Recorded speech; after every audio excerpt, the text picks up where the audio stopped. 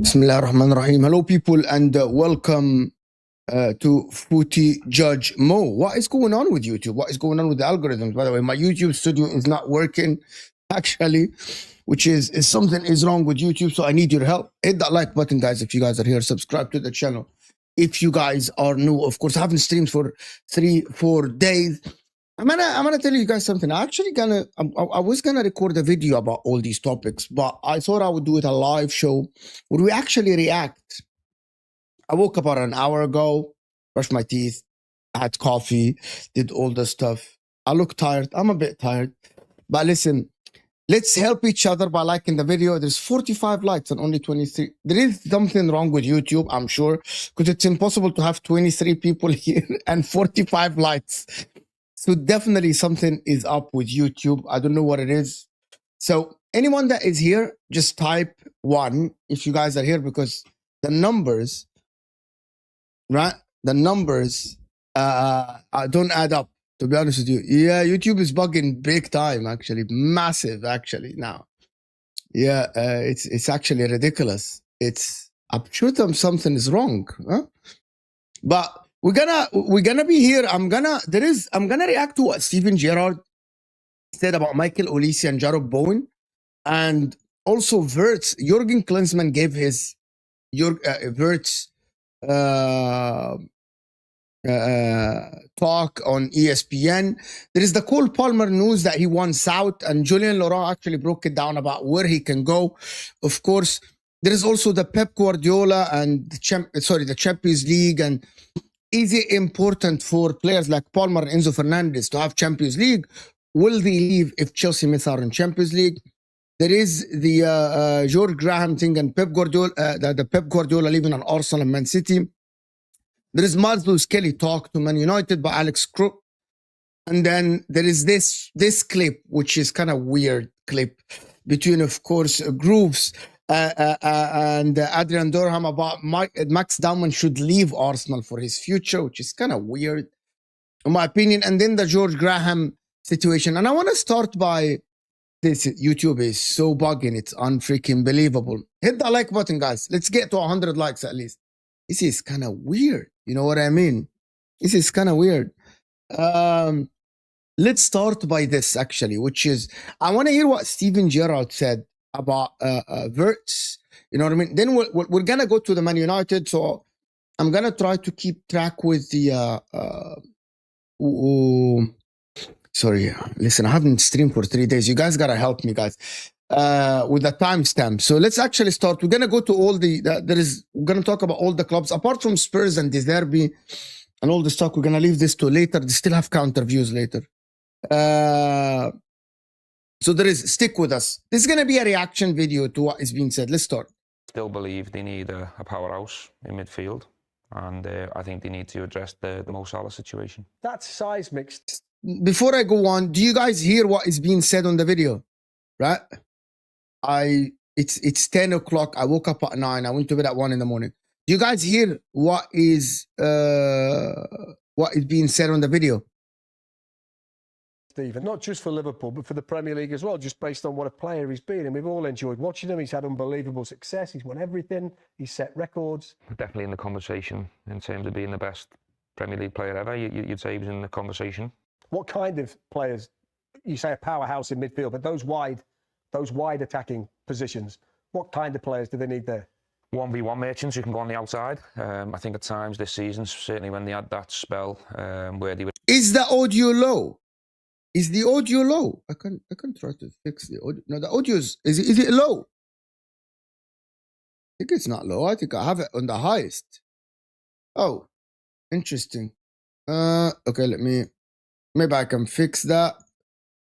The audio is low. Okay, maybe I can do... Okay, give me a second then. I'll fix it. I'm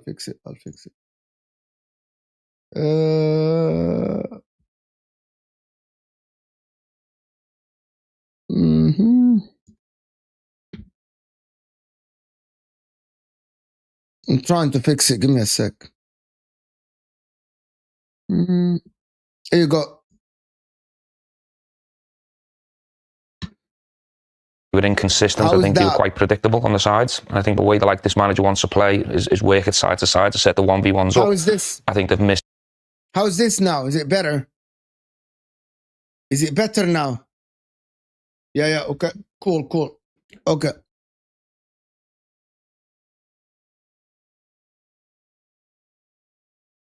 Yeah. Missed Diaz a lot. This manager wants to play is work it side to side to set the 1v1s up. I think they've missed Diaz a lot this season. I actually think that this revisionism on Diaz is ridiculous by Liverpool. And I want everyone to hear me out on this because I've spoken about this many times. Diaz was good for half a season last season.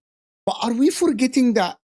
Do you guys remember last season when Liverpool had this thing, when Diaz didn't score for 12 games?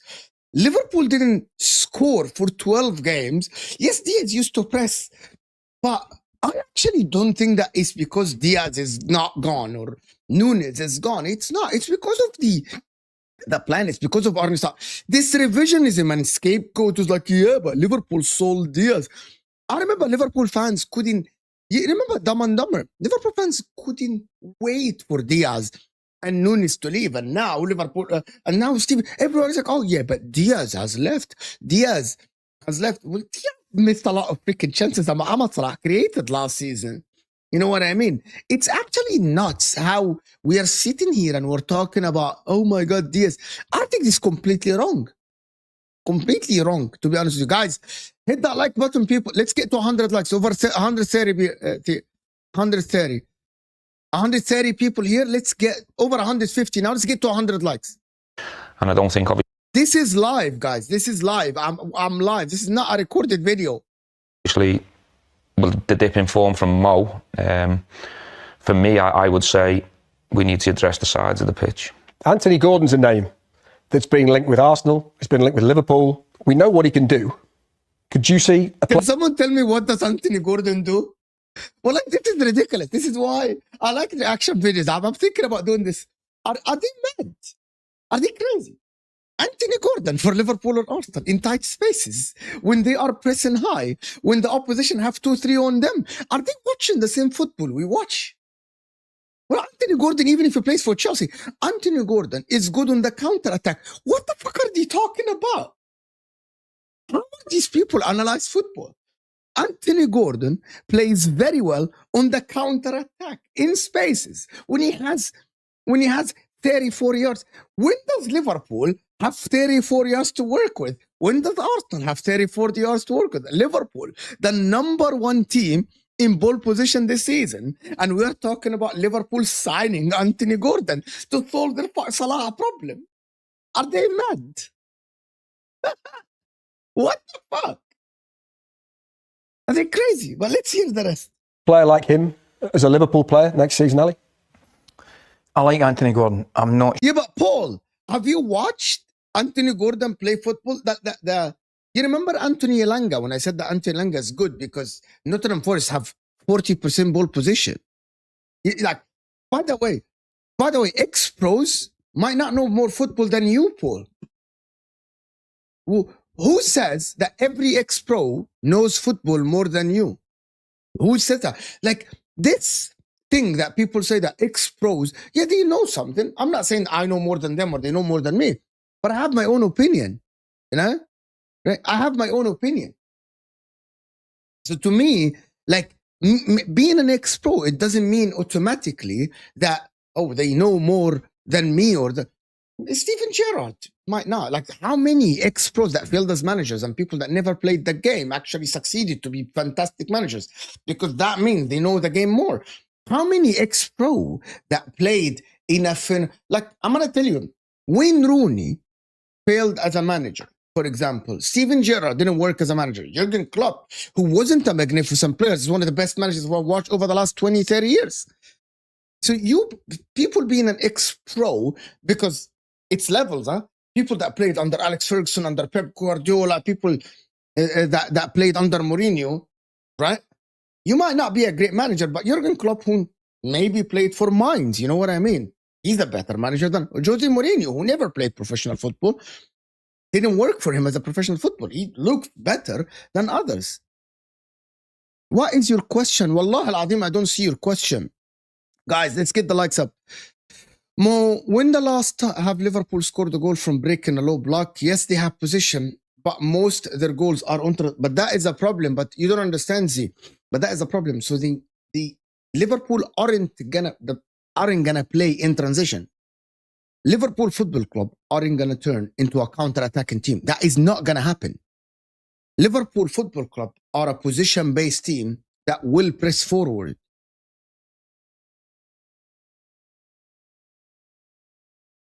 Sure his overall quality would entice Liverpool.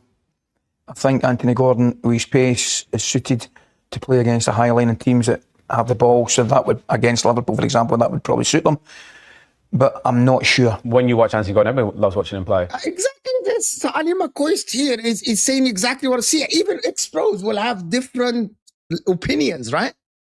But I think if you're Liverpool, you got to go ready, tried and tested. And for me, that would be Elise.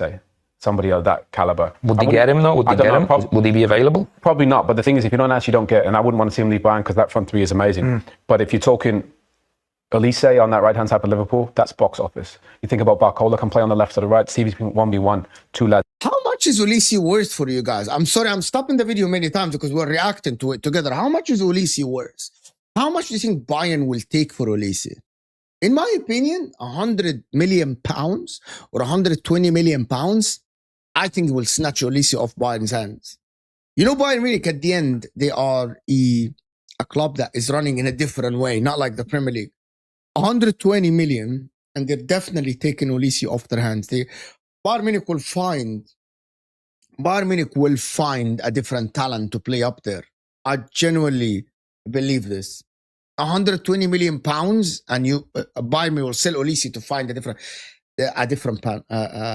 because 120 million pounds is about 140 million euros. That's a lot of money in Germany. That will get Bayern Munich to destroy the league. You know what I mean? So for me, I think that is what is going to happen. Hit that, guys. We're going to get to 100 likes. They can get by anybody. You know, there's a young lad at Leipzig, Diamande. 1v1, he's only 19 years old. Honestly, he leaves people. I'd be very surprised if they're not in the market for these type of players. I'd be very surprised. You have to buy someone in his box office. Or you're not replacing them. They have to be top 3-4 wingers in the world to replace Mo Salah. Because the expectation there is different. There is going to be a different name that will come up. And I think, actually, there is another player that I think that Liverpool should target. I think that Liverpool should go and try for the PSG boys. I think Liverpool should go and pay top money to try for the PSG boys, the likes of Desiree Doué, the likes of Kvaratskhelia, offer them big money and see if they are tempted to leave PSG. Big up JT for the first super chat. Oh, my first super chat in 72 hours. Thank you so much, JT. Appreciate you, Habibi. Arsenal have plenty of unused counter opportunities. That's why I can see why Gordon and Alvarez. The question is if the problem with our counters is tactics or players.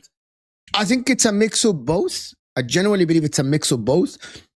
I think Arteta likes control. I think if he wins the league this season, he will release the shackles next season. Arteta will provide something new next season. I promise you. Arteta is similar to Pep in that manner. He will come up with a different ideas a little bit. It might not be completely different, but Arteta will provide something different next season if he wins the league. If he doesn't win the league, he might not be even at the helm of Arsenal next season. You know what I mean? Unless he wins the Champions League. So Alvarez would work, and Alvarez worked in tight spaces at Man City, by the way. Alvarez worked in tight spaces at Man City. So you have to remember this. You know what I mean? It's called assumption. It's called assumption. It's the same as when I assume that Pep will find a solution and will play something different when he came up with the box midfield. And also because Arteta actually have changed the way he plays every year.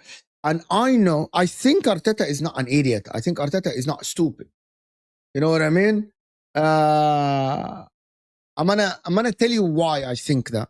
Because I think Arteta knows that if he sticks to the same way of playing without changing, and I don't want to turn this into the Arsenal discussion because we're coming to the Arsenal talk later on the show. If Arteta doesn't change, I think he's not idiot. He's not an idiot, and he will know that there will be an improvement of City, an improvement probably over Man United, an improvement over Liverpool next season, to the point that maybe the results that he has this season aren't going to be enough. The way he plays will need a little bit of tweaks. Like they will need to score more goals from the front. They will need to do different things because the league might get harder and people always adapt to the way they play. Like we have seen the way Arsenal play in the beginning of the season. If you remember, the way that Arsenal played in the beginning of the season was more of like clean sheets. They had no shots on target against them, blah, blah, blah. And by the end of the season, people are figuring out a way to counter your tactics. What I mean by counter, not counter-attack, to do the anti-tactics. You know what I mean? So the more time people will get, the more time they will be able to study what you do and to stop it.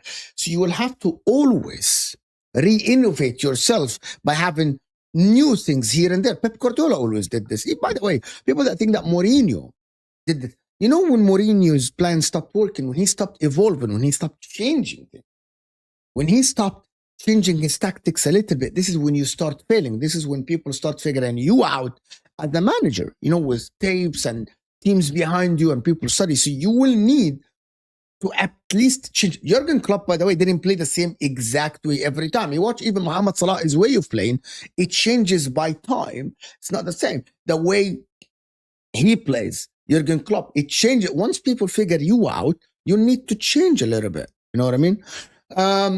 Since we're talking about Liverpool, I'm going to do Redline Taranga's comments because he's a Liverpool fan. But I need you guys, we're one like away from 100. And listen, got 250 people here. I want to get that to 300 and YouTube is bugging. So we need 200 likes live. Mawari is so adamant Liverpool have no chance of competing next season. If our transfer window isn't convincing, then fair enough, call it out. Because I don't think you're going to get the players that is needed. And also, as of now, I'm not sure who you're going to get. The managers that you're linked to, Redline, is, I think there's Slot staying and then Alonso. I don't think that Alonso, based on the current players that you have, will be able to get you up there. And I think, logically speaking, Van Dijk might not get back to his best. I'm not convinced with the team. I'm not. I'm genuinely not convinced with the team as much, wallahi. You think I have an agenda? I'm not. I'm not convinced that Gakpo's the guy. I don't know who is going to be Salah's replacement. If it's Olise, hands down, definitely, right? But Liverpool DM, I don't think Adam Wharton is the guy. I think you have a problem in the DM and you need someone to stop. You need a Declan Rice, you need a Caicedo. Like even Man City, by the way, unless you have a Pep Guardiola, You know what I mean? You will need a different kind of a DM, like Pep Guardiola, and even with Rodri, they are struggling defensively a little bit. And I think you need a DM, and the player that you're linked to, you aren't linked with a strong DM like a Manu Kone or a Kefram Turam or an Onana or even someone like even a Declan Rice who breaks play. You know what I mean? You are linked to Adam Morton. You know what I mean? So that is what I mean by this. So I'm looking at your targets. I'm kind of iffy a little bit about, is it going to be, and I'm not saying you're going to fall off. I'm just saying, are you going to be one of the contenders to win? Are you going to be one of the favorites to win the league next season? That is what I'm iffy about it. Big up, Mo. Happy you are back for some good convo. Appreciate you so much. Thank you so much. Well, I was thinking about doing this. I was thinking about doing this as a video, and I thought I would do it live. You know what I mean? People were saying the same about United. Then Amarim got sacked. Slot isn't the only problem, but the biggest issue. He is one of the biggest issues. He is definitely the biggest issue you have. You know what I mean? He's definitely the biggest issue. Yeah, without a shadow of a doubt. Let's hear. From Mo being. I get it totally. Where I would maybe disagree with you boys, I think somebody like Jared Bowen could play there. I really do. I think Jared Bowen has been one of the outstanding players at West Ham. That goes without saying. And I also believe, I firmly believe, with a team like Liverpool, with players at Liverpool, I think his game could go again. I really do. I think he could go again. I like Somerville. I think he's brilliant in 1v1s. He looks hungry to me. In a team that struggled, he's been a shining light and got better as the season's gone on. I really like Bowen, but I'm just not sure he's Salah's level to replace him. But I really think he's a top player. But I think Liverpool will... I don't understand how are they... Okay, for me, again, they are contradicting themselves because you're talking about you want to have... This is like Bowen plays for West Ham. I want everyone, like if you are West Ham, averages over the last 3-4 seasons, 43% ball possession. That means Bowen always on the counter attack. I don't think that would work. You know, you need someone that is tested. You need someone that is, yeah, as a sub would be fantastic. Yes, my man. Yes, 100%. Come on now. I'm saying that this Liverpool, I'm talking about Bowen. You mad? Is that crazy? Bowen. Some shame. What is this? That Camavinga is a good signing for Liverpool. I don't think Camavinga is great defensively. He's more of on the ball player. Probably look for more 1v1 merchants on the sides. If you can play fantasy manager, then Mo Salah leaves Liverpool this summer. Who are you, if you've got unlimited resources, who are you replacing Mo Salah with? It would be Olise if he could get him out of Bayern, but the Bayern won't sell him, I don't think. But it would be Olise. I think he honestly, he's just got something so different. We talk about Cole's calm and chill on the ball. I mean, Olise he's so relaxed, it's actually amazing. Remember watching him at the Emirates before the game, he was just jogging and flicking it up. Do you know what I mean? He's just chilled, and I think you need to deal with that pressure of playing for that massive football club. You need somebody quite special, and I think he could be that guy. Stevie, I'll give you the key. Only one man, by the way. Listen, I'm coming to you in a minute. Right. I'm coming to you in a minute. It's not for debate. Save yours. Just to let you know, if you've got 3 magic wand, there's only one man. So that's great. So you're 100% it's Mohamed Salah without a shadow of a doubt, but they're talking about a one-on-one in spaces. It's a different than one-on-one not in spaces. That is a different than one-on-one in like, you know what I mean, behind like with 2 defenders ahead of you. Let's hear that Jurgen Klinsmann on Florian Wirtz. This is very interesting, actually, guys. To follow, but it was the big day of Florian Wirtz, no doubt about it. He comes to Liverpool, he has to put himself, into his spot. You know, there are other people commanding the locker room and calling the shots, I mean, it's just such a big learning curve coming there from Germany into such a huge club like Liverpool that for me it was clear it will take time. The kid has incredible qualities. You know, he has so many skills. That hopefully he now shows more and more at Liverpool and obviously in the national team. Hopefully we see far more than in the World Cup this summer. But for me, it was a normal progression that he will go through, and that's why I'm really happy for him today that he showed some of his super skills in that friendly with Switzerland. Before you go on, I just wanted to speak about Florian Wirtz, and Jurgen Klinsmann is saying that number one, I feel he's given him a little bit of a leeway, excuses. about why it didn't work for Liverpool. One of the reasons it didn't work for Liverpool, because if you watch him in Germany, international football is completely different. That's why there's a lot of superstars that actually worked for them in the international world, but it never worked in the national team. So for me, I think Florian Wirtz has the talent, which is something that I always said. I always said that Florian Wirtz, every time I'm watching him, he has the talent. Without a shadow of a doubt, he's a talented player that actually has a lot in his locker. The problem is the Premier League is physical. The Premier League doesn't give you spaces. The Premier League isn't an easy league. The Premier League isn't a place where you actually, you know, like in the national team. Also, there is way more pressure week in, week out in the Premier League. Like we're watching Florian Wirtz play in friendlies for Germany or World Cup qualifiers where you are. Basically, the difference between Liverpool and Wolves is 10 times less than the difference between Germany if they play a nation like a Bulgaria or a Lithuania or something like this. The difference in the talent, in the level, in the German national team versus the team they play is completely different than the team that Premier League. Florian Wirtz might play Aston Villa in the Premier League, and there is Onana, you know what I mean, who's a starting in the who's starter for the Belgian team. People think that, yeah, the difference between when Liverpool play Bournemouth or Alex Scott in the middle of Bournemouth can be an England international. It is not the same. Him showing the talent level at Germany might not translate at all in the English Premier League because of the difference level and the difference in talent in the teams that you're playing, difference in tactics, the team you're playing, the different way of playing, the freedom you're given, the number of defensive work that you need to do, the amount of running you need to do is completely different. So to me, I can't look at Wirtz and say, yep, he can translate what he has in the international level at the Premier League. It's completely different than that. You know what I mean? Who do you think has a higher ceiling, Shirky or Wirtz? By the way, they are very similar to each other. And I know there's a lot of people that keep saying that yes, they are different. Shirky, as of now, again, but I think I'm going to judge Shirky when Pep leaves. What is going to happen at City? But I think that Shirky, the talent that he possesses at his feet is amazing. He's absolutely amazing. But also Wirtz. Wirtz has, number one, Wirtz has done more in world football than Shirky, so Wirtz has more experience. So for people to completely roll out that Wirtz has similar ceiling to Shirky is completely wrong, in my opinion. You know what I mean? It's completely wrong. I want you to put, so that question is very good. I want you to put Shirky and ask him to do the same job as Odegaard, where he has to drop deep, defend, track back, be in position when they lose the ball, do all the work that Odegaard does, right? And then we can judge him. You know what I mean?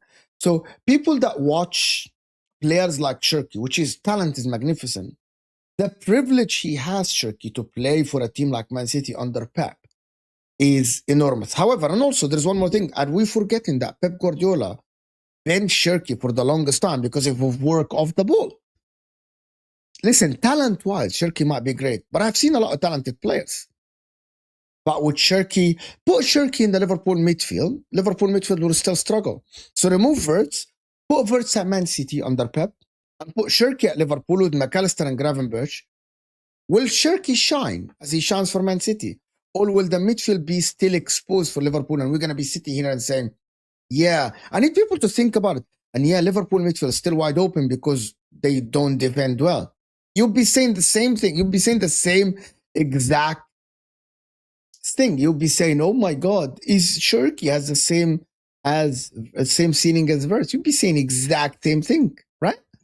I think he just feels, it looks to me as if he feels just a lot more comfortable playing for Germany at the moment. Because he is in his comfort zone. He's expected to be in the German team. His place really isn't under threat in that team because they know what he's done. Actually, that is not true. Technical ability shines regardless. Because actually, I don't think so. Because I think Odegaard, I remember when Odegaard was younger. You talk about Shirky technically. Odegaard was way more technical. Odegaard, at the age of 16, was spoken about the wonder kid. Odegaard used to dribble past 2, 3, 4 players. Are we forgetting this? You remember when Odegaard was 16, 17, 20, Odegaard used to be spoken about as the guy that dribbles past a lot of people, that can glide past people. But that it depends on the work that you do. I don't think you remember, but I'm not sure how old you are, but I don't think you remember Odegaard was spoken about as one of the best talents in world football at that time. One of the best. Like, there is a reason why Real Madrid paid a shit ton of money at the age of 16 for the guy. He was ridiculous, right? But you look at him now, you don't see the same. Why? Because of the job that he's been tasked to do. He doesn't play as free. So people just forget. In the Bundesliga, they've seen it week in, week out. They know his skill set. Where when he's at Liverpool, he's settling in. He's still trying to prove himself. In some sense, he's got this huge price tag. Most of the Liverpool fans wouldn't have seen a lot of him before he arrived in England. And so when he's playing for Germany, he's sort of oozing that confidence because he's been there, seen it and done it in the national team jersey and with Leverkusen. But when he's with Liverpool, there's a constant, 2 times a week, whenever they're playing, a Tuesday, a Wednesday or a Saturday, what's Florian Wirtz going to do? Where was Florian Wirtz today? And also he's playing on a side that... I don't think that Florian Wirtz... and I want to ask Liverpool fans about this. I don't think that Florian Wirtz is not playing well because of the pressure. I don't think so. I think it's the tactics. I think it's his teammates. I think it's the level of physicality of the Premier League. I don't think it is related to... I don't think it's at all related to the pressure on him. That has patently struggled for any sort of momentum. So I think he goes back to Germany. It's almost like it's a nice break for him because they're not sort of saying, what's Florian Wirtz doing in the national team? What position is he? Where's the goals? Where's the assists? All those things that the media and Liverpool fans are still sort of waiting for. He's been doing that for quite some time for Germany. So I just feel, to me, it looks like when he goes back with the national team, he just oozes more confidence. And when you're in that... By the way, the confidence is a big thing. I agree with this part. He is more confident with the German national team than he is with Liverpool. He's way more confident with the German national team than he is with Liverpool. That is without a shadow of a doubt in my mind. And I think the problem with Liverpool, I'm going to tell you that, if Liverpool start winning games regularly, you'll see a different Florian Wirtz. You'll see a different Florian Wirtz. And I promise you this. You know what I mean? This is one of the things that a lot of people don't know about football, is that when your team is winning and you come into a winning team and the team is performing, you would see people playing better. And Florian Wirtz, one of the things about him is not playing is that Mohamed Salah is not performing well. Ekitike stopped scoring. Gakpo shit. McAllister, Gravenberch.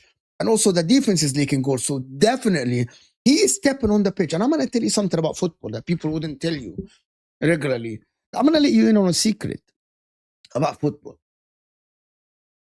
If you are a 7 out of 10 player and you step into a team that is winning, your level go up to 8, 8.5 right away. When you step on that pitch and you pass the ball around, you're way more confident. Your teammates give you confidence. Your teammate create angles for you. So you connect your first 5, 10, 20 passes and you look much better than the others.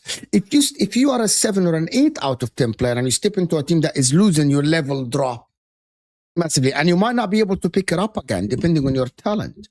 You might not be able to pick it up again and actually start winning again. Right? And so 100%. Without a shadow of a doubt, I always said that. Akil, you're spot on. I always said that one of the things about Palmer is he isn't. The team is not doing good. The team is not winning. Without a shadow of a doubt. Frame of mind, and you just feel that you're the guy, then you're going to play better. Because your chest puffs out, whereas at Liverpool, he knows every week at the moment, apart from Mo Salah, nobody else is getting more eyes on him to say, what's he doing? And where's his best position? But I think that's understandable. And you see that often down. 100% what he's saying is spot on about this. He's absolutely spot on about this. But listen, from Liverpool, I'm going to go to, which is the talk about Cole Palmer. Guys, there's over 300 people here. Let's get to 200 likes. Also, if you haven't checked out, you see the shirt I'm wearing? If you haven't checked out OK Jersey, you got to check them out now. There is new merch that dropped. You know what I mean? There is new merch. Now, I want to talk about, now we're going to go, as we said, we're going to talk Cole Palmer, and then the Man City leaving, and then Lewis-Skelly, and then the agenda, blah, blah, blah, all this talk. Cole Palmer now, before I do I think still I haven't changed my mind about Cole Palmer, right? Being one of the best 10s in the league in terms of ability. You know, if Cole Palmer plays for a team that is winning, that is more confident, doesn't have kids around him, I think Cole Palmer would absolutely shine. More does a 10 have to run back and defend than have to create. It's not about defending. It's about being in the right position. In the modern football, in club football, you cannot have a luxury player on the pitch unless you have a striker that is occupying two center backs, basically. Otherwise, I don't think it will work.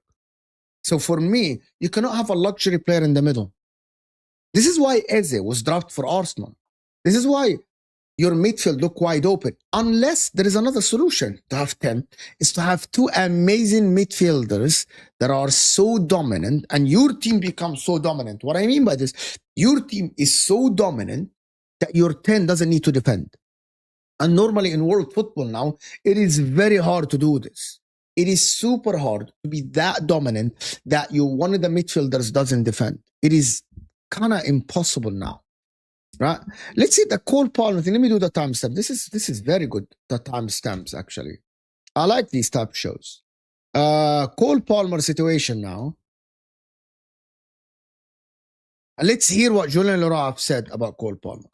Let's talk about the future of Cole Palmer, which is on the back of the Sun, Palm Springs. Cole Palmer is primed to leave Chelsea this summer after becoming increasingly disillusioned with life at Stamford Bridge. Manchester United, Real Madrid and Bayern Munich, Sam Luckhurst says, are all interested in the £150 million rated England playmaker. That is one of the things, Jules, it would take a lot of money to get him out of Chelsea. How likely is that? Before Julian Laurent speaks, I just wanted to mention something about Cole Palmer. I actually think that Cole Palmer, and I'm going to have the same energy about everyone. I think Cole Palmer is one of the people that should be leaving Chelsea if they continue with Liam Rosenior. However, if they get a new manager, Cole Palmer isn't a youngster. I'm going to be harsh on Cole Palmer here. Cole Palmer isn't a youngster. He cannot, this is not a Kobe Mainoo situation at the age of 18, 19. Huh? He's a Cole Palmer player. He's a 23, 24 years old who has already had magnificent seasons at Chelsea. If they get a new manager, it is upon him to actually lead the team, right? To actually get back to his best form. And the reason why, you aren't a youngster. You cannot clinch and you cannot hang into, I'm a youngster, I need an environment to actually be able to work, to shine. No, Habibi. I know if he wants to leave because Liam Rosenior is not there and because the board aren't getting him players that are high level. But if the board gives him player, right? If the board... No, I think it's likely that he would want to leave Chelsea. For sure. I'm going to get the picture out. Just get him out about Palmer because... in my opinion, if Cole Palmer is about to leave, that means that Chelsea project is failing. Let's hear the rest and see Julian Laurent. Sure.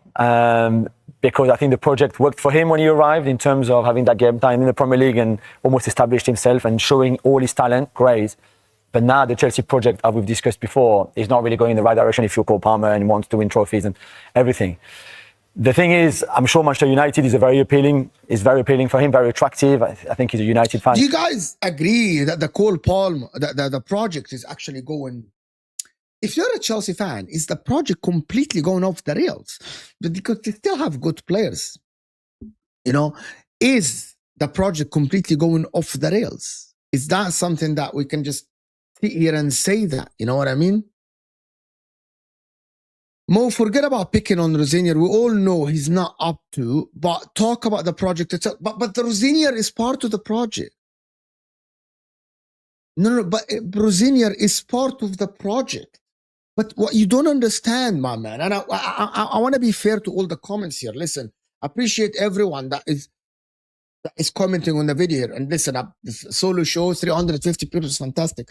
But Rosenior is the face of the project. The manager is the face of... Why you don't understand that the face of your project is the manager that is hired?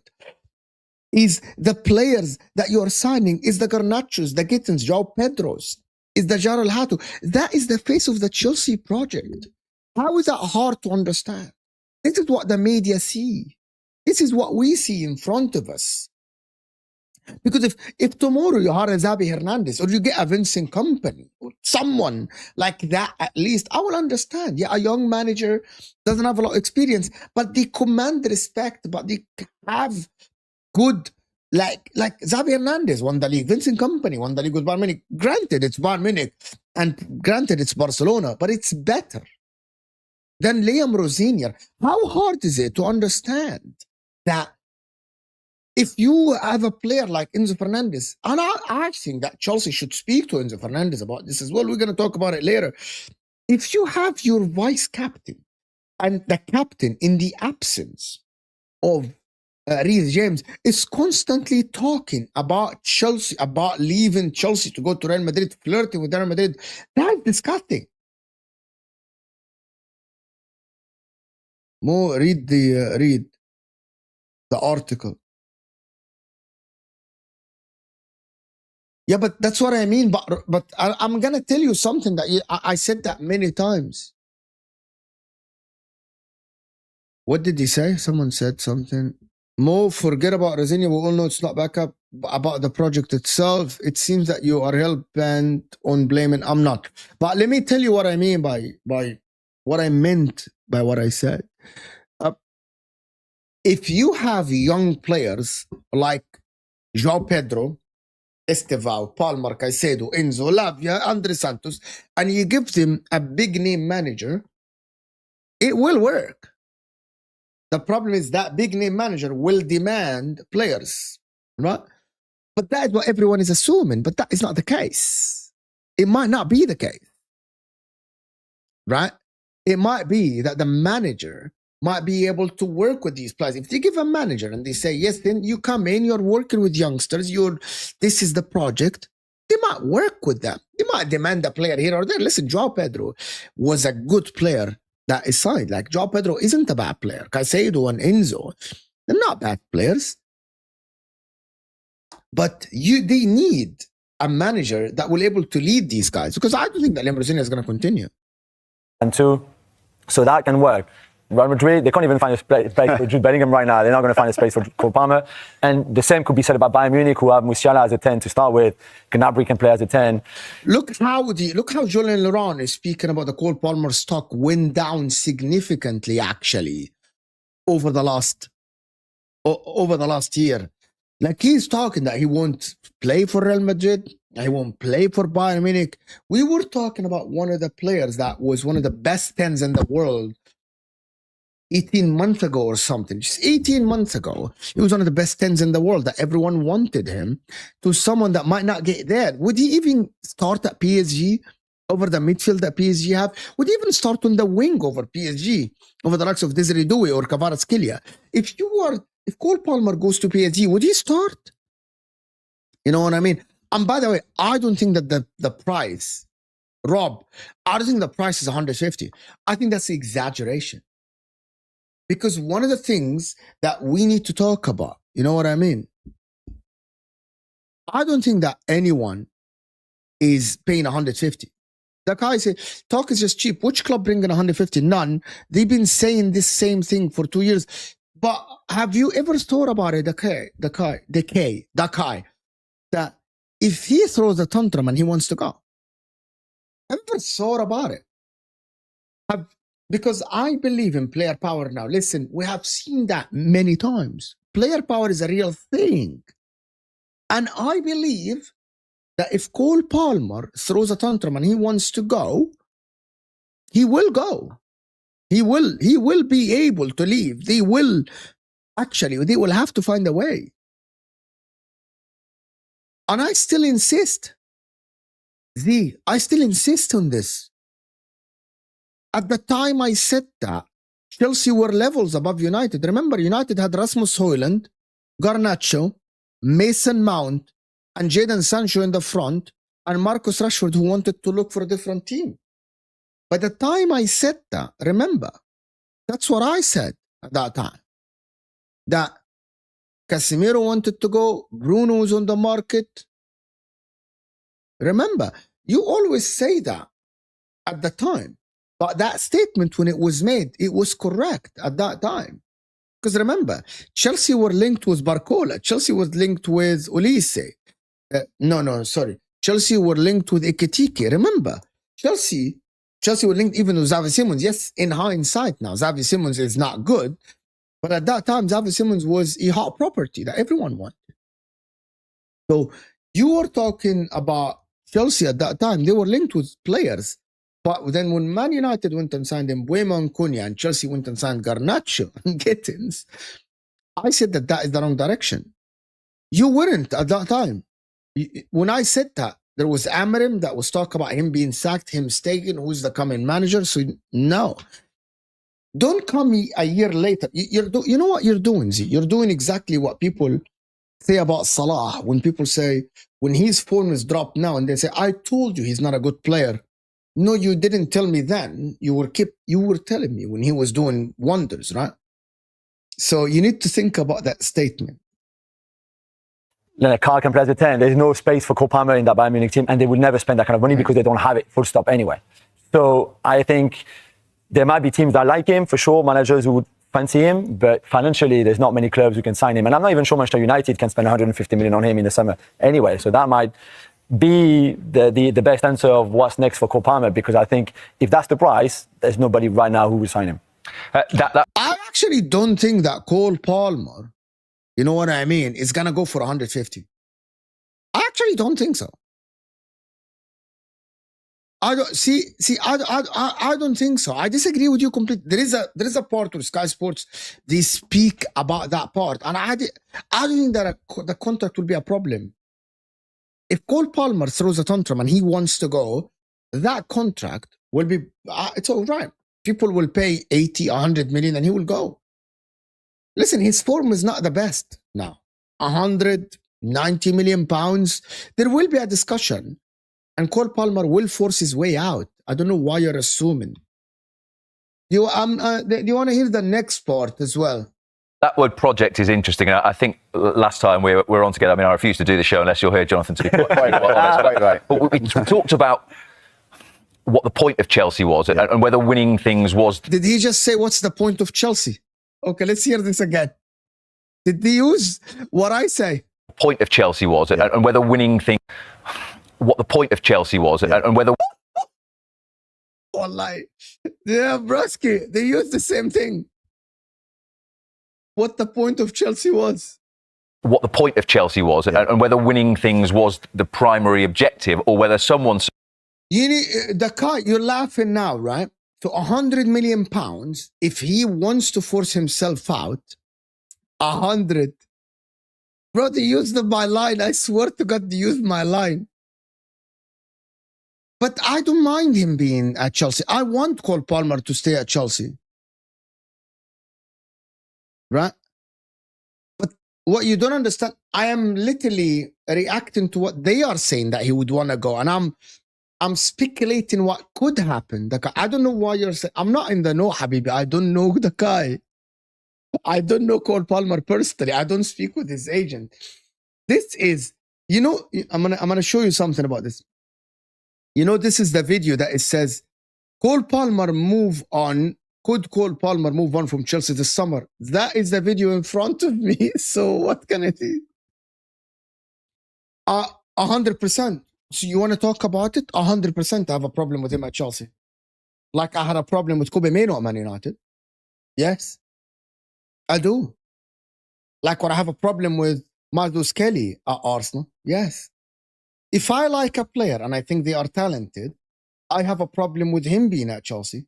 Because listen, Chelsea is not my club. Arsenal is not my club. Liverpool are not my club. I definitely have a problem with him being at Chelsea. Because I like Cole Palmer, because I think he's a very talented footballer. So, if I'm looking at Cole Palmer, I want the guy to shine because I want to watch Cole Palmer and be entertained. I want Cole Palmer to be successful because I like the guy. Because I think the guy is so talented. And I still think he's one of the most talented, the best talented 10s in the world. And if Chelsea is not going to give him the platform to succeed, and I know we have to look at him and blame him a little bit, you know what I mean? But in the same time, the project is not helping the guy shine. Like, the project is not helping Caicedo shine. So for Cole Palmer to be coached under someone like Liam Rosenior, that is unfair to the guy. Because the guy is more talented than having Liam Rosenior as a coach. The project is not helping him. You know what? It's the same as if you get a Ferrari, right? And you put you don't put the right wheels in him. You don't put the right gas. You don't put the right petrol in it. So definitely you are hurting the car, right? So for me, you have a Ferrari in Cole Palmer, in my opinion, and you're not giving it the right gas. You're not giving it the right petrol for it to work. Cole Palmer would work if you give him the right people. Absolutely. Who said that? What? When did I say this? Are you thick? Are you thick? Did I say I don't like Chelsea? Are you thick? Do people understand what I'm saying? When did I say I don't like Chelsea? When did I say this? How come I don't like Chelsea and I'm defending your play? How come I said I don't like Chelsea? When did I say that? Like seriously, you didn't listen to one thing I said. It's ridiculous. I don't mind. How come when he was at Chelsea, the Liverpool, and I was fighting with Osam, telling him that Cole Palmer is arguably one of the best players in the league and the best 10 in the league. So how he was at Chelsea? So logic. And if Caicedo is at Chelsea, how come I was saying that Caicedo is one of the best DMs in the world at Chelsea? But I don't want Caicedo to succeed at Chelsea. How? I'm tired of explaining this to people. Guys, we've got over 300 people here. Can we get to 300 likes? Hit that like button. I demand the project at Chelsea to be better. I want the project to have better players. I want the project to have a better manager. That is what I want. Somewhere at Chelsea, if they did get that sort of money for Cole Palmer, would slap each other on the back and say, well done, we've made a profit. Yeah. Tick, job done. Yeah, that's the feeling. And Jules used the introduced project. It's a perfect word. What we're seeing there is this idea of signing a whole group of sort of future talents and growing them, possibly for profit purposes as much as anything else. The difficulty was always going to be 2 or 3 years down the line, if you haven't started winning and those players have matured and become what you want them to be, how do they feel about it? You know, the top players can't wait. They can't wait forever. And I think Enzo Fernandez set the hair running by mentioning last week, I think, that it might be time for him to move on. And he was one of the, like Palmer, one of the very first that came in. There's talk around. Thank you. So they said we have a Chelsea agenda, but both Enzo and Palmer want to leave. So are me and Mo lying? Yeah, here you go. This is a journalist talking about Enzo Fernandez flirting with Real Madrid every day after him kissing the Chelsea badge every single time he scores. So why is he flirting with Real Madrid? I would love to live in the city of Madrid. Why are you flirting? If you are convinced, why are you flirting with Real Madrid all the time? Your board did this, not Mo. I didn't do it. Caicedo's starting to have similar thoughts, and it's not a surprise Palmer's the next one, because every summer when they sell 13 players and bring in another 9, and the 9-year-old, 20-year-olds, because the value might go up, that's no use to Cole Palmer. You know, that's no use to Enzo Fernandez. It's no use to Moise Caicedo. They know they could be playing in teams that are competing for Champions Leagues and Premier Leagues. Yeah, I saw it. We'll talk about it on the counter view later. Bro, it's literally that. Or other titles. So it feels like this is a bit of a critical point. And the other thing I look at with the Chelsea on that is look at the goalkeeping issues. Yeah, they're going to talk about the goalkeeper, but I wanted to let you. We're talking about the contractor for Chelsea. Huh? We'll talk about the contractor. Hear this. You absolutely should be in the Champions League places and playing Champions League football. That's the expectation. It's obvious to me. And I do feel whether or not these players have kind of 7-8 year contracts and however many years left, you will see a push from these players if they don't make Champions League football next season. It's all well and good to kind of tie them down to these longer term sort of, better earnings in the long term contracts and that vision. But I'm sorry, top players like Cole Palmer want to be playing Champions League football. You can't not be to progress. It makes such a difference in terms of performance level, expectation, your own kind of career ambitions, England chances. It's everything to them. And basically, but it's not only the Champions League. Cole Palmer. I'm gonna say this. Big up Lewis for being here. Big up John. Hit that like button, people. Big up Lewis. And I'm gonna tell you guys something about this. I don't think it's only about playing Champions League. You also want to play with the best players. Because I'm sure when Cole Palmer was signed for Chelsea, I am sure he wants to play with the better players as well. Like, you know what? I swear to God, when you play football, you always want to play with the better. If you think that you are a very good player, and I'm sure that Cole Palmer thinks like this, you always want to play with the better players. You want to play with the best forwards. You want to play with the best wingers. You want to play with the best of the best of the best. Always. You know what I mean? Always that. So, Abdi has, how many times I've said that? Abdi, how many times I've said that? Do you think that the likes of Cole Palmer want to be coached under Pep or Vincent Kompany or Xabi Alonso or someone like that? You know what? If you want to talk about Maresca or Pochettino is a big name. Maresca isn't, right? But who wants to be coached, especially if you aren't winning? Let me tell you the difference. If you're coached under a coach that isn't the best, what I mean by this, that doesn't have the biggest name in coaching, but you're winning, that's fine. That's okay. That's okay. So there are three situations here. It's either you don't have a name in football, like you are someone that is still don't have a name in football. So it's okay for you to build your name with a coach, which is what happened with the Arsenal players like the Martinellis and the Sakas, right? But if you are a Cole Palmer and you have a world-renowned name, in my opinion, in Cole Palmer, I believe that if that is the case, Cole Palmer would think, I want to be coached under the better name. I don't want to be coached under a name that is unknown. And because I don't think that Liam Rosenior has the expertise to actually get the best out of Cole Palmer. You know what I mean? That is the reality. So I think people need to understand that Blue Co have set the tone for these players.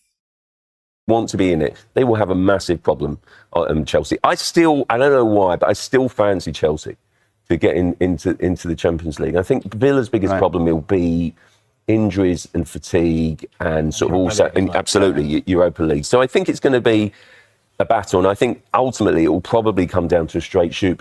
I think he's correct about this. You know what I mean? He's correct about this. I think I didn't say, don't lie now. Don't lie. I never said before, I said 80 to 110, 120. So in that range. I didn't say less than 80. So why are you lying? Why do you lie? Why are you lying? Why are you lying? The guy, I don't like people that lie. I don't like people that lie. You know what I mean? I said the 80, 100 million, 110, something like this. That's a 30 million pound range. Why do you lie? I never said less than 80, even if I said 80 to 90. I'm going to go with your narrative. When did I say less than 80? As you said here. See, these two comments don't match.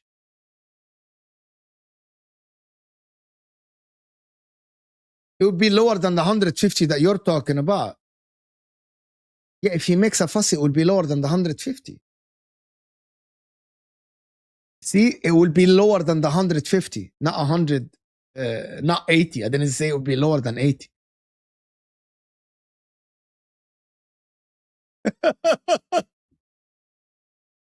Anyway, let's hear the part about Pep Guardiola. I do rate Tonali. We'll talk in Man United in a bit. Arsenal react psychologically, but I don't think Arsenal will have to win all their games to get across the line. And that is the point, Jules, I think, isn't it? That I think it's a great point from Johnny, that this isn't a great City team. It's a really good City team, but ultimately, and this is not me helping Pep out with some mind games, if they don't win it from here, Arsenal, they will never forgive themselves, because it is set for them that even if they go to the Etihad and don't win, it's still in their hands. Yeah, they're in a very strong position. I think they would have signed at the start of the season to be there right now, 3 weeks before that big game at the Etihad. I think this is Guardiola's last season. I think he won't be there next season. I think he's probably made his mind up already too. Why does a lot of people say that Pep Guardiola has already made up his mind? Why is that the case? Why do a lot of people think that Pep Guardiola is gone? Can Martin is telling me this? Like, there's a lot of people that are telling me this. Like, why is everyone telling me that Pep Guardiola is gone? Right?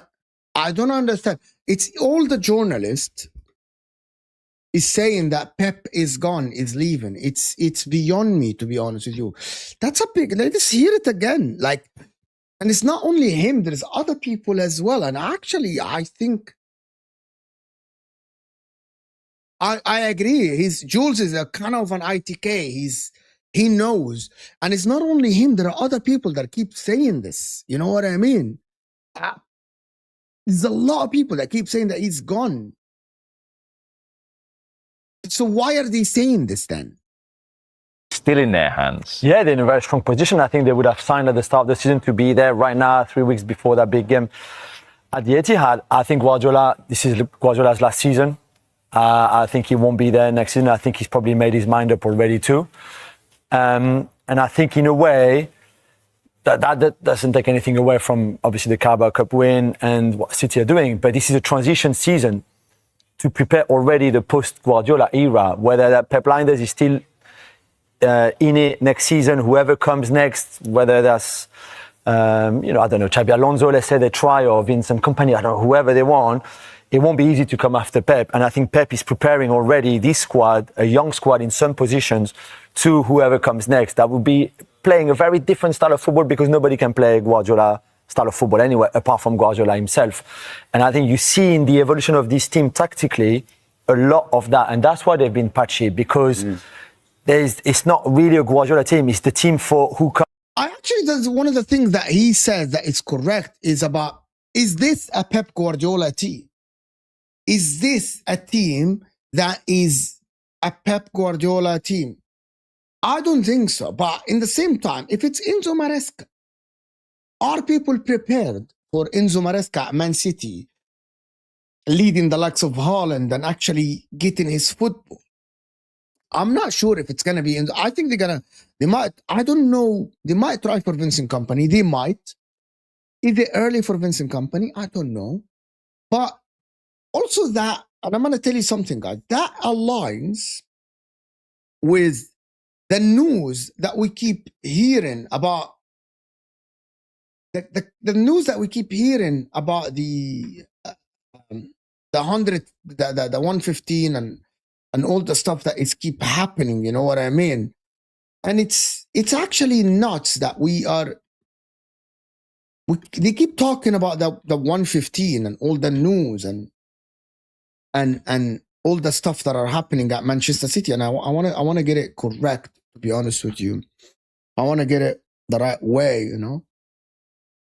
I want to get this. So let me just do this right here. It is, yeah, it's this one. It's this one. So they're all talking about that Manchester City is set to be deducted 60 points. The problem is I've heard this news over the last 48 hours about 50 times from different sources. They're set to be deducted 60 points. The final verdict have not been confirmed. Is that if Man City deduct 60 points and they get like 90 points, I'm not sure if they will get relegated. They might not. They will get relegated.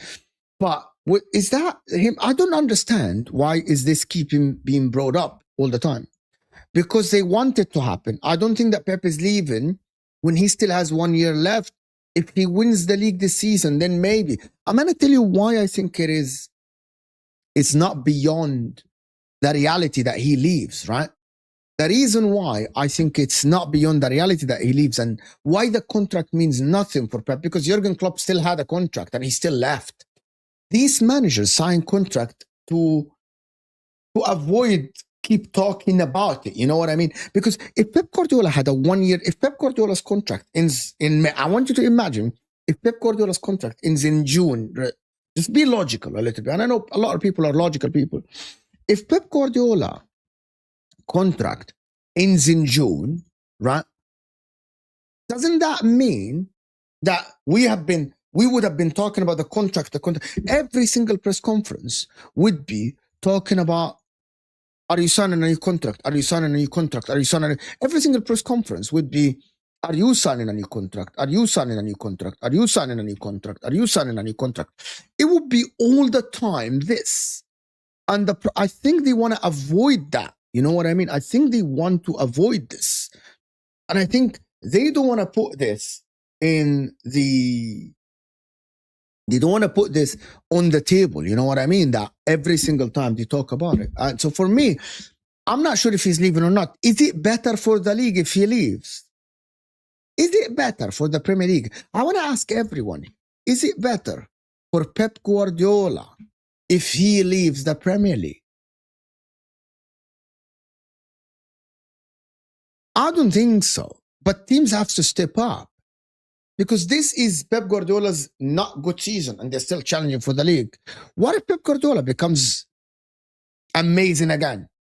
What is going to happen? You know how much this guy, Pep Guardiola, is arguably the best league manager I've ever seen in my life. It's actually, you give him the tool, he always delivers.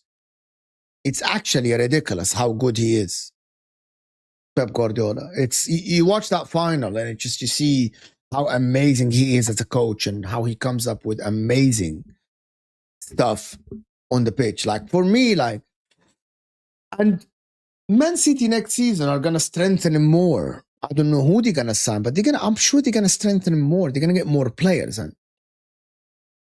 But the problem is, I don't see this team as an image of a Pep Guardiola way of playing. Shirky, Semenyo, Doku. There is the talk of Rodri leaving as well. Rodri has 1 year left in his contract. Basically, Man City have to sell Rodri if he doesn't renew the contract. They aren't going to let Rodri go on a free, because if Rodri leaves Man City on a free, I know that financially Man City are good, right? But again, you don't want to lose into one of your assets on a free. So will they sell, right? Who is it you see taking over this team then, Mo? I can't get my head around that Vincent Kompany is going to be a Manchester City manager. The way he plays in Germany, the way Bayern Munich plays, very on the front foot, very proactive football. They pass the ball a lot. They're flary wingers. You know what? I actually can't get my head around that Vincent Kompany will somehow abandon Bayern Munich to be a Man City manager. I just can't get my head around that, to be honest with you. This has been happening for the past 9 years. I will not believe it until he himself says so. Fair enough. But by the way, even Martin keeps saying that he hears noise that Pep Guardiola is leaving. Right? So I don't think so. Palmer has had one great season, and since he's fallen off, I think as Chelsea is a problem in this, to be honest, Rosemary. I appreciate the super chat though. Appreciate the super chat so much. I think Chelsea itself are not helping him play the best football, to be honest with you. So Rosemary, I think so as well. I think we've seen how much Pep loves City. If City would want to wait for Kompany 1 more year, Pep would stay. I agree with this comment. This is a very good comment. It's not a bad comment. It's a very, very good comment. Guys, we have over 200 votes. There's 15 likes to 200. Can we get the likes to 200 people? Can we get the likes? The studio is still down, by the way. Can we get the likes up a little bit, guys? Can we get to 200 likes in the next minute or something? But that is what they said about Pep Guardiola and Manchester City. Now, I want to move on to a topic that has been... I wanted to speak about this topic for a bit. The Lewis-Skelly to Man United and Arsenal youth thing that has been... The doubts over the project, the youth project at Arsenal, and the Max Dowman talk and all this stuff. So let's actually hear this part as well. Right, let's hear it.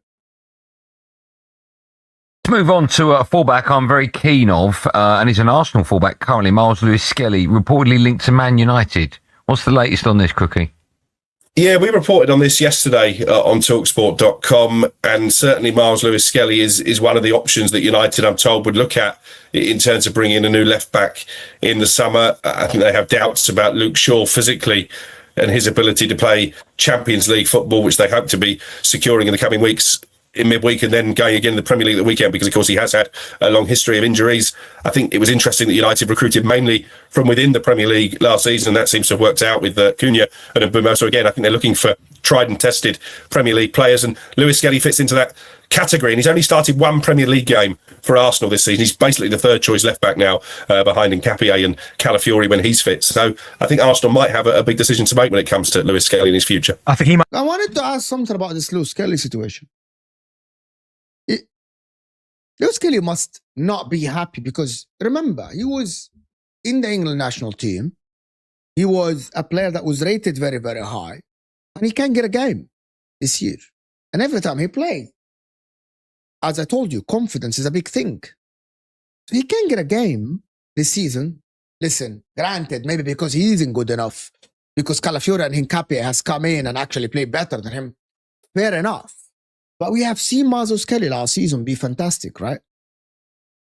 We have seen Miles Lewis-Skelly be amazing last season for Arsenal in that left back, and even when he stepped in the middle.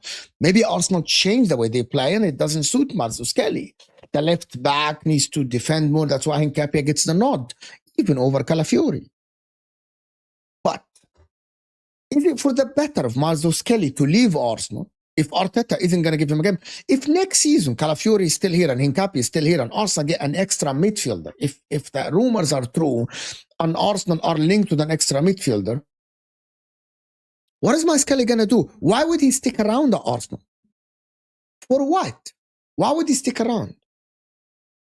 And also Arsenal fans, if you're an Arsenal fan, well, are you attached? You know what I mean? Are you attached to Miles Lewis-Skelly to the point that you would want Arteta to play him even if he isn't good? You're thinking about him being integrated slowly into the midfield. But the guy wants to play. The guy wants to play. And maybe you loan the guy, as someone is saying. Maybe you loan the guy, but come on. If I'm Miles Lewis-Skelly, I'm actually thinking, I need game time. I need to, because listen, you can be the bench player. That is fine. In a title-winning team, you can be the bench player. That is fine. That is okay. But you cannot be the guy that is coming in and not being even the second choice, your third choice or fourth choice. That is unacceptable, in my opinion. Like Mikel Arteta would rather play Timber on the left, right? They are on the Timber on the left rather than start Miles Lewis-Skelly. Tevin is saying, we are in a title race and he's a young player. We can loan and integrate him in the midfield as well. You can. I'm not saying you cannot. It is up to you, right?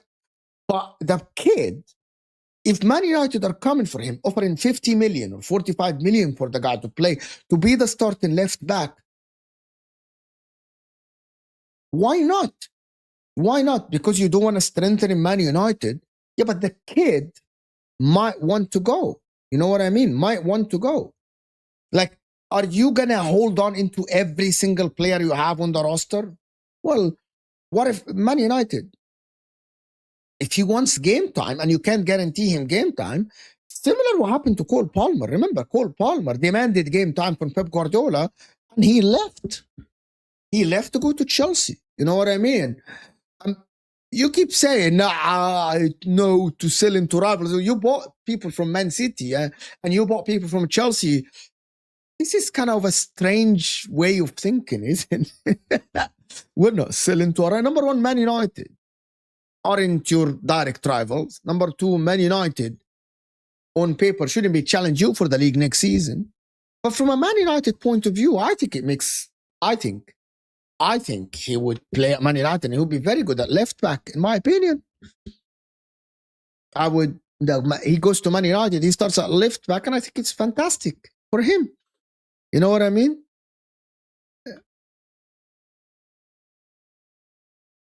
You're being triggered. Yeah, probably he will go for 25, 30 million pounds. Probably yes. Probably yes. Why not? We got Prosy. Lewis-Skelly deserves better from Arteta. I am disappointed. Well, I'm sure the kid feels the same. I'm sure the kid wants game time as well. So let's hear what Alex Crook said.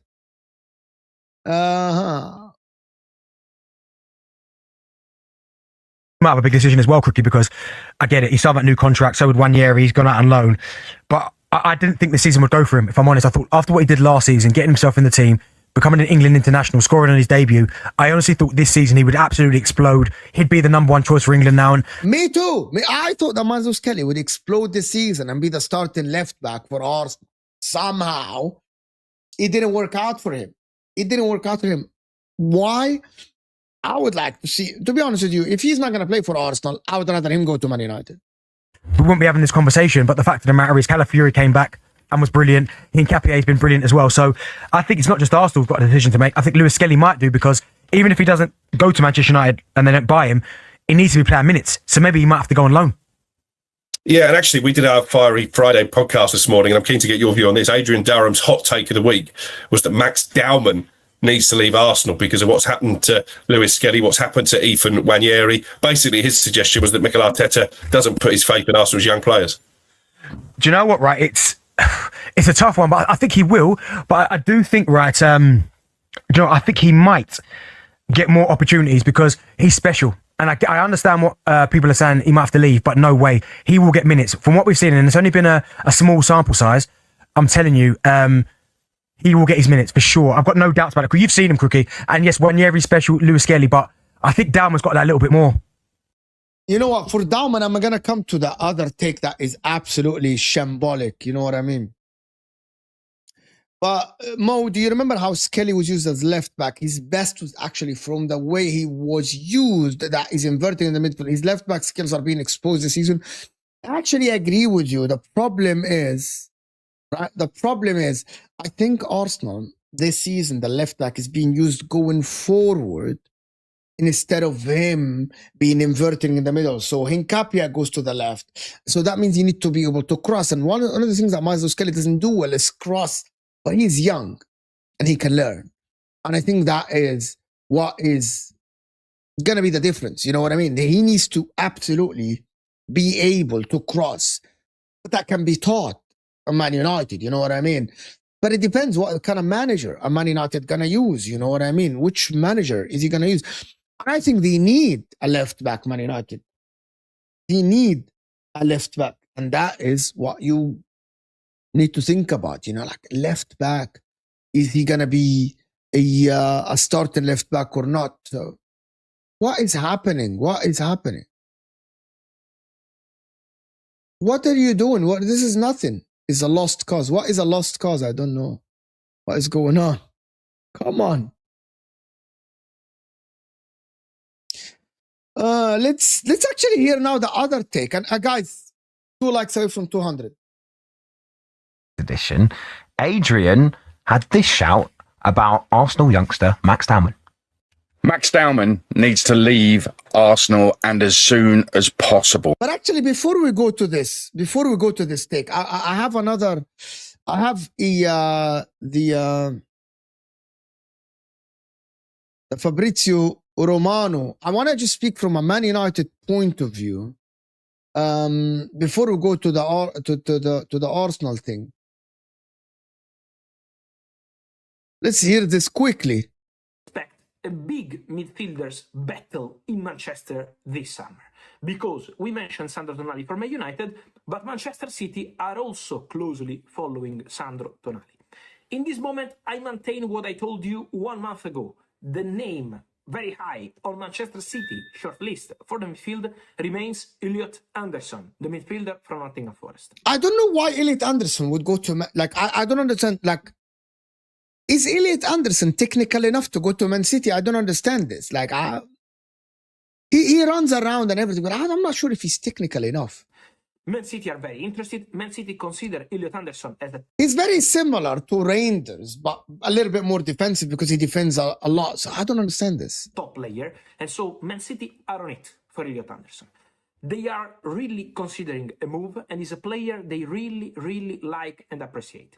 Then they don't want to disturb Nottingham Forest in the middle of a relegation battle, so nothing is changing now. But Manchester City are on it for Elliot Anderson, who is another player appreciated by Man United. So what's the situation as of today? Beginning of April, the situation is Man United strongly interested in Sandro Tonali and also liking Elliot Anderson, but Man City are pushing. Manchester City pushing and really liking Elliot Anderson, but also closely following the situation of Sandro Tonali. So the two clubs are watching similar players. In this moment, Man United really interested in Tonali with Elliot Anderson also on the list, and City really interested in Anderson with Tonali also on the list. So I'm telling you, if it was something like end of July, August, the feeling was going to be Man United, Tonali, Man City, Anderson. But it's too early. That's actually fantastic, actually. I think the way Bernardo runs around this season, Elliot Anderson would run around and cover the same ground as you're spot on. But is he as technical? Is he as technical as Bernardo, though? Is he someone that is as technical as Bernardo? You know what I mean? I like Elliot Anderson. I just think he's a little bit overrated. You know what I mean? I think he's a little bit overrated. There are still things to clarify about managers for United and City, about more things around these players, because we cannot exclude that other clubs could jump into the race. For example, we said about Arsenal, keep an eye on Tonali and more. So it's still early stages before we say this player goes to this club. But that's the situation as of today. The market is starting to move and the battle of midfield. But the reality is, if you are talking about Sandro Tonali is so is at the radar of Man United, as you see in front of you. Craig Hope is saying that Man United are targeting Man United are targeting Tonali, and that's what they are thinking. So for me, I'm convinced that Tonali suits Man United. It would work very, very well. I think Tonali is more technical than Elliot Anderson. I like Elliot Anderson. I don't think he's amazing. I don't think Tonali is amazing as people say as well. I don't think that Tonali is as technical as people think. He's a very good player, but I don't think he's as technical. But Man United are making moves. I think the project at Man United, also one of the things that we are not putting in our mind is who's going to be the next manager. You know what I mean? That is spot on. But how many... But doesn't that remind you with Calvin Phillips? Like when Calvin Phillips was, you know what I mean? Like Calvin Phillips didn't work at Man City for some whatever reason. Who's the last English midfielder that worked at City?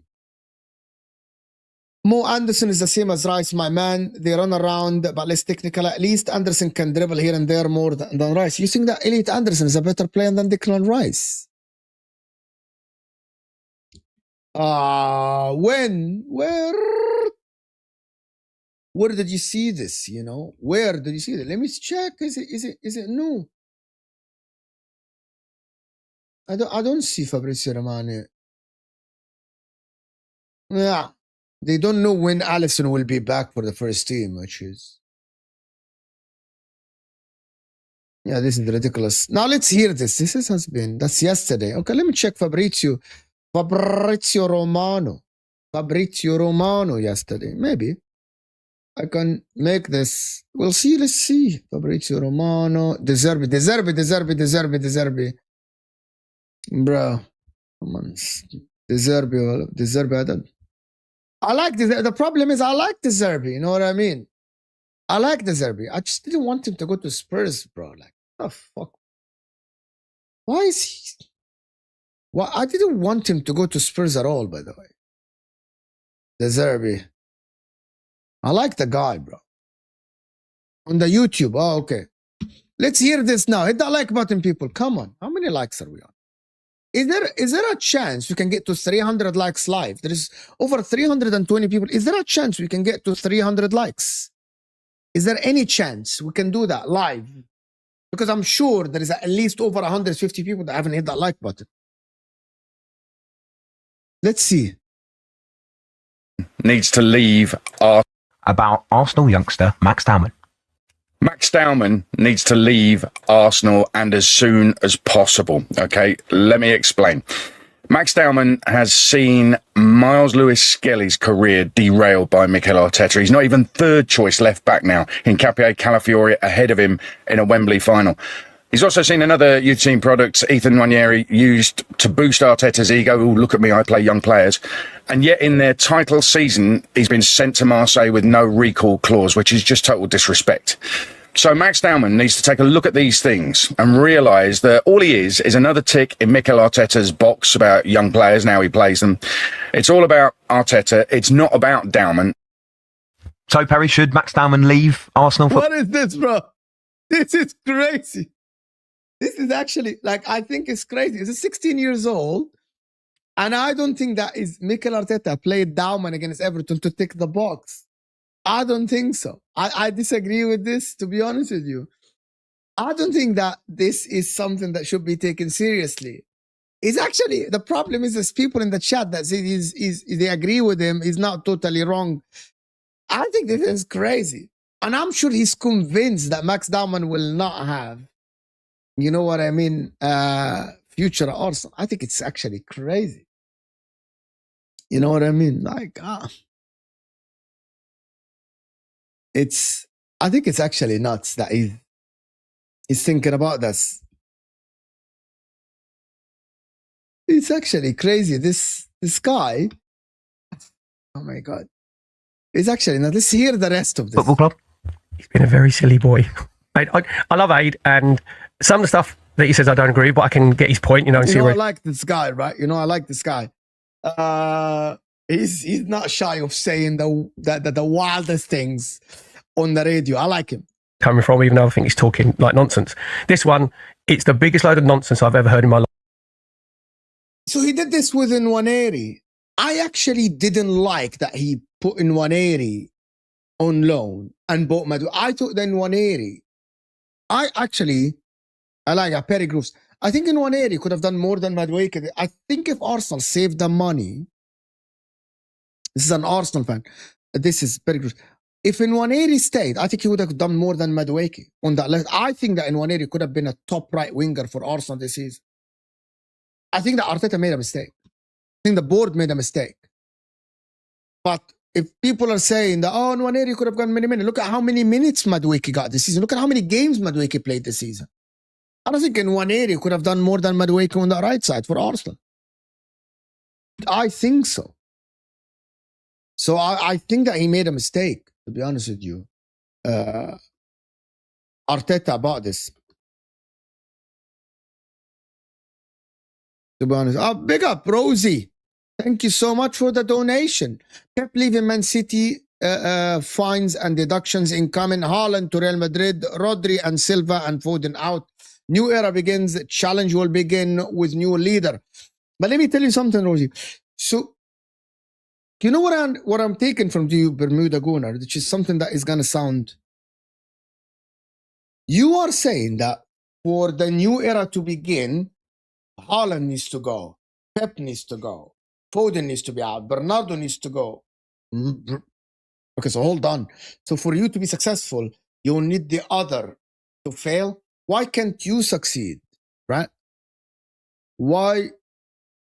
You should be able to succeed with them being there, and you are. You know what I mean? And you are being successful when if you win the league this season when Pep is being there, I think that is what you need. Am I wrong? That is what you need. And also in the midfield, wouldn't you have been able to use Nwaneri this season, right? Wouldn't you be able to use Nwaneri this season? And I think Nwaneri, he's young, Kevin, and he should be able to maybe playing the right winger, and then he needs to understand that starting as a right winger and he can move to the midfield. That something has happened a lot of times. You know what I mean? I want to go back to the Nwaneri situation and actually listen to this. Life, because the reason that Nwaneri has been let to go to Marseille, I said at the time because we needed numbers, right? And the reason that Lewis-Skelly isn't playing is because they're not good enough. they're not good enough to get an Arsenal team. See, I think this is crazy. Him saying that Lewis-Skelly is not good enough and Nwaneri is not good enough, it's actually crazy. So let's hear this part again. And because they're not good enough. They're not good enough to get an Arsenal team. It's not a vanity project from If Madueke is able to get into the team, and with all due respect, Eddie has played numerous times when he hasn't been good enough. If Martinelli's been able to get into the team, Nwaneri is good enough to be given a chance. Arteta, because Lewis-Skelly got inside and proved at that time that he was good enough, played left back, coming into midfield. His performance levels have dropped. Nwaneri's performance levels have dropped as well, because to get an Arsenal side... But you got Eze, so Nwaneri could have stayed. And you got Madueke. So would you have Madueke? It's different. If you went and got a backup that is better than Madueke, I understand, but you didn't. But Arsenal didn't, Scott. And also you have Eze. You have Eze, Odegaard, and Nwaneri. That is good enough, in my opinion. But now you're battling with Eberechi Eze, you're battling with Martin Odegaard in those sort of the 10 positions. Max Dowman, and if I'd have seen him play, not just coming on obviously for his cameo against Everton where he did unbelievable, and he was the best player against Mansfield, by the way, in the FA Cup when it was the old pitch, it was like Horse of the Year show, I've been on it beforehand. Max Dowman is a different level, a completely different level. And do we think that Max Dowman is a different level than Ethan Nwaneri? He might be, to be honest with you. I like Nwaneri. I think it's harder to play in the middle than actually playing on the side. That's why I said that Nwaneri should have been a winger, and then he moves in the middle. I think Max Dowman looks like a player that has a lot of potential for me. Nwaneri is better. Me too. I think Nwaneri is better than Madueke on the side for me. I think so. I think Madueke doesn't offer a lot this season, especially in the league, and I think Nwaneri would offer Arsenal more. Right? In my opinion. He's good enough. He literally said that they aren't good enough. From this season, he'll get more minutes. He's good enough for next season to work his ways out, be on the bench, and push him to start in the first team. And you forget, he's actually getting on a bit now. I think he's 16 and 52 days, so he's getting on. So what age is this? And Arsenal have a brilliant track record of nurturing younger players. If you look the way, obviously, with Jack Wilshere coming through the Highland Academy, Bukayo Saka coming in, and Saka got in young, played in, we talked about the Carabao Cup, that's what Arsenal used that for, to introduce the young players. Saka's proved that doesn't matter how old you are, if you're good enough, you'll stay in the team. That's exactly what will happen to Max Dowman. So Aid saying about he derailed their careers, they have to be caught because they haven't been good enough. Their performance haven't been good enough at a level. And he's right about Lewis-Skelly. He's probably now third choice, maybe fourth choice left back, because obviously Nkapie's playing, Calafiori, and I think... But Lewis-Skelly is kind of a similar player to Nico O'Reilly in terms of that. Like Lewis-Skelly is younger than Nico O'Reilly by a year or two or something. But I think he could have been nurtured in this Arsenal team to give him a chance in the middle, maybe sometimes at left back. I know that he has been given a chance this season, and a couple of times he played, he looked miles off it, Lewis-Skelly. But I would think that he's a talented player that he should have been given more chances, in my opinion, or he can leave. As for Nwaneri is a dilemma for me, because when Nwaneri came on, he looked absolutely sharp and amazing. You know what I mean? And then he played a couple of games and he didn't look great. Is it because the system is too tough for him? Because if Eze couldn't adapt to the system and it took him a while to play well, how good will Nwaneri be for Arsenal? I don't know. Is Lewis-Skelly physically strong enough? Yeah, the guy is a stud. To be honest, is Nwaneri strong enough? He might not. I haven't watched a lot of Marseille this season, so I don't know. I genuinely don't know. Should he move then? Lewis-Skelly, what about Nwaneri? I think they'll both be sold at the end of the season because of the level. So you think that Lewis-Skelly and Nwaneri will be sold is kind of crazy. Unless Arsenal sign ready-made players. You can't say that when he's actually saying that they're going to be sold. They're going to be sold, bro. They are going to be sold. How? Yeah. That they have to get to, they're not at that level at the moment. And there's going to be other players that obviously come in because you have to strengthen the squad when you're in a position to strengthen yourself. But Max Dowman And people thought I was exaggerating. I know, obviously, the neutrals now have seen what he did against Everton, which was different level for someone who's 16. The way he puts when he puts Dewsbury Hall down on his backside, where any normal player would pass it inside to Martinelli and think, I've done my job, you run and score. The composure that he showed, he is like a 16-year-old I've never seen before. And I'm talking about, I see Bukayo Saka play when he was 16. Do you know what I mean? He's on a different level. And I think that people are over-exaggerating here. Listen, he's talented and everything, but you haven't seen him play enough. Like, Wallah al-Azim, I'm going to tell you guys something and people are going to see.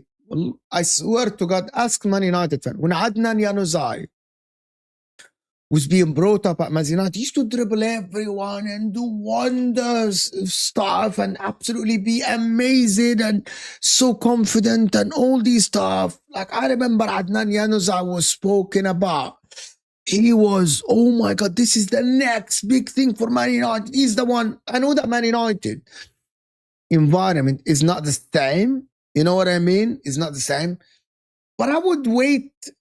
He's fantastic. Like, every time I watch Max Dowman, he looks absolutely amazing, right? He looks great and everything. But I would just pipe down a little bit on... I would pipe down a little bit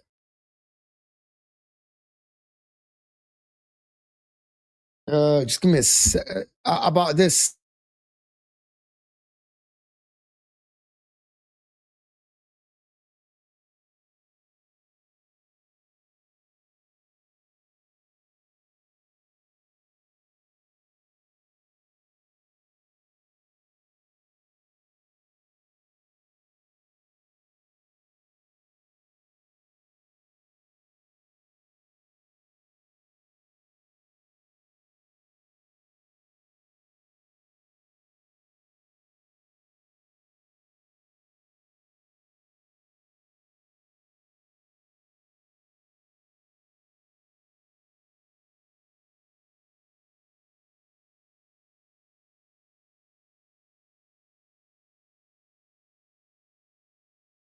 I think he played for Man United when he was 18, not 16. I think he did. He played for Man United when he was 18, not 16. I don't think I've seen a 16 years old step into a first team, but he hasn't played enough yet. You know what I mean? He hasn't played enough yet. But I think that Max Dowman is great. I just don't think that. Is he the guy? I think he can be the guy if he's given a chance. If Arsenal win the league, guys, there's sound now. What are we talking about? Is there no sound now? There is sound now.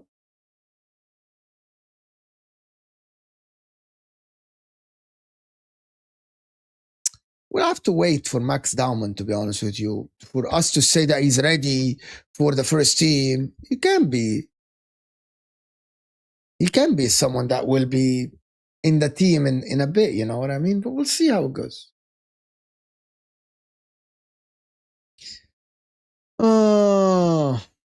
Listen, this is people talk about Nwaneri and Lewis-Skelly. I think that Lewis-Skelly, for me, is very good. But listen, we'll take it to Football Terrace. I'm done here. Can I ask you guys something? If you like this show, type 1 in the chat. If you like reaction shows like this, type 1 in the chat. Of course, the Premier League is coming. And if you don't like it, type 2.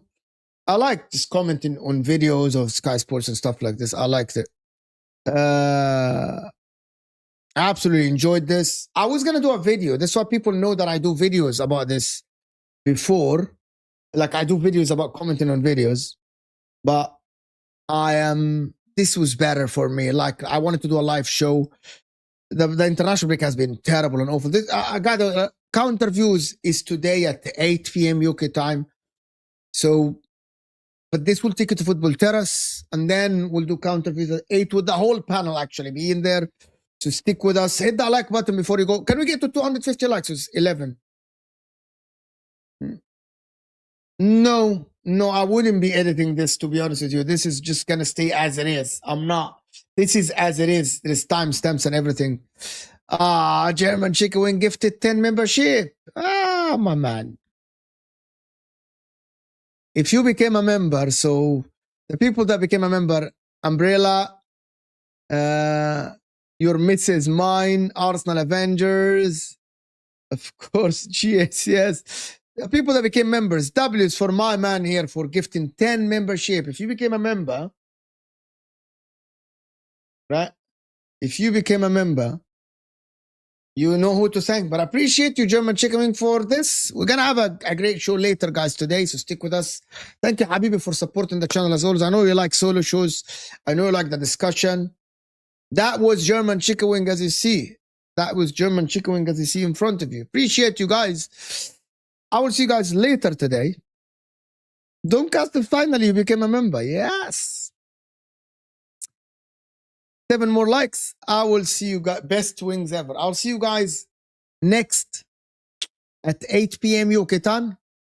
And we are out of here, people.